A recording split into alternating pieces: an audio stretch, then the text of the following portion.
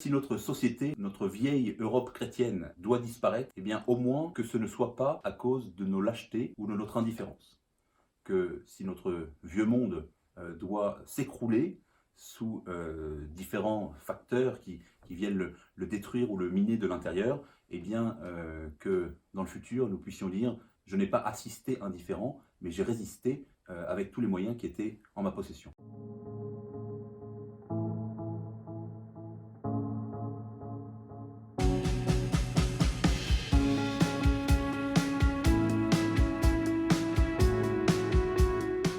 Bonjour, je suis l'abbé Mathieu Raffray de l'Institut du Bon Pasteur et je suis professeur de philosophie à Rome, à l'Université pontificale Saint-Thomas d'Aquin, donc on appelle l'Angelicum, où j'enseigne principalement la philosophie antique, la philosophie de la connaissance, la métaphysique, et puis en particulier j'ai donné un cours l'année dernière sur les questions sur l'intelligence artificielle et les développements du transhumanisme en rapport avec la pensée de saint Thomas d'Aquin.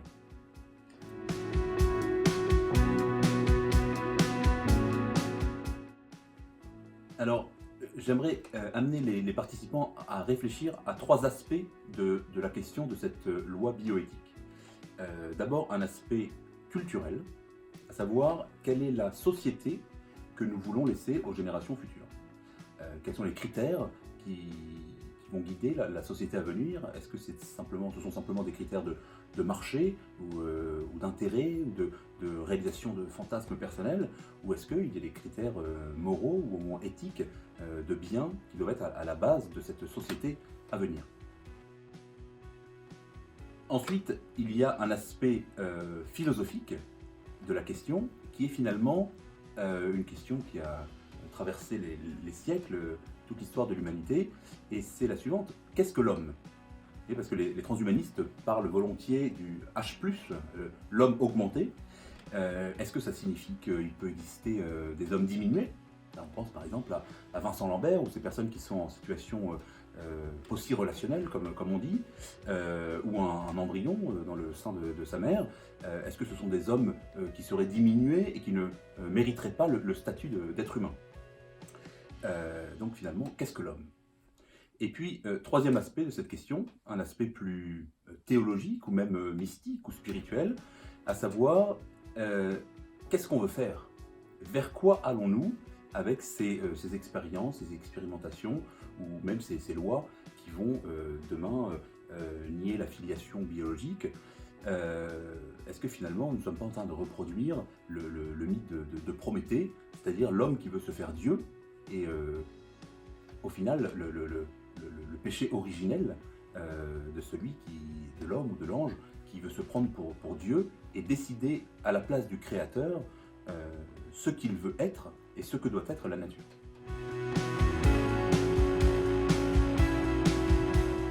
Alors, c'est une question qu'il faut se poser véritablement. Vous vous souvenez, quand on avait fait les manifestations contre le mariage homosexuel, on nous avait dit, bien sûr, jamais il n'y aura la GPA, la PMA.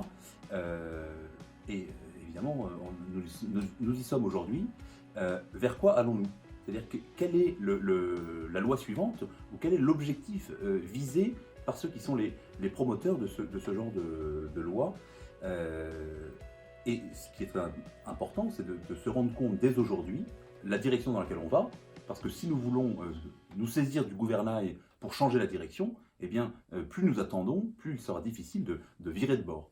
Et donc, évidemment, il y a tout un projet que nous subissons, et ce projet, il faut se poser la question, vers où nous emmène-t-il? Et puis, il faut réagir aujourd'hui, dès maintenant, sur ces choses qui semblent peut-être à certains accessoires ou sans grande importance, mais qui déterminent l'avenir finalement de notre société et même de la civilisation.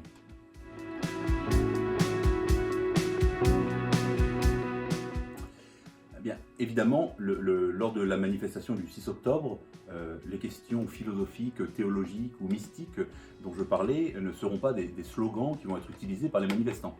Mais au final, il est important de réagir.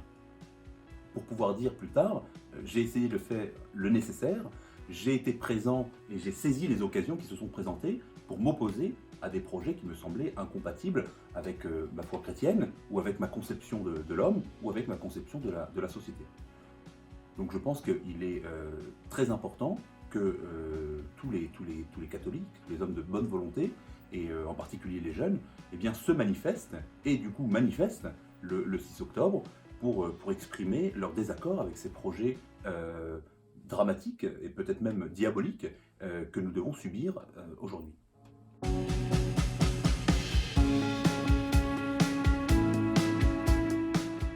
Vous savez, si notre société, notre vieille Europe chrétienne doit disparaître, eh bien au moins que ce ne soit pas à cause de nos lâchetés ou de notre indifférence. Que si notre vieux monde doit s'écrouler sous différents facteurs qui viennent le détruire ou le miner de l'intérieur, eh bien que dans le futur nous puissions dire je n'ai pas assisté indifférent, mais j'ai résisté avec tous les moyens qui étaient en ma possession. Donc j'appelle bien sûr toute la jeunesse, non seulement à se former sur ce sujet, à comprendre, à réfléchir sur les enjeux de ces lois discutées ces jours-ci au Parlement, et puis à agir, à se manifester et à manifester pour pouvoir au minimum exprimer un désaccord avec ce mythe du progrès qui nous amène finalement à la destruction de la civilisation chrétienne et de notre civilisation européenne.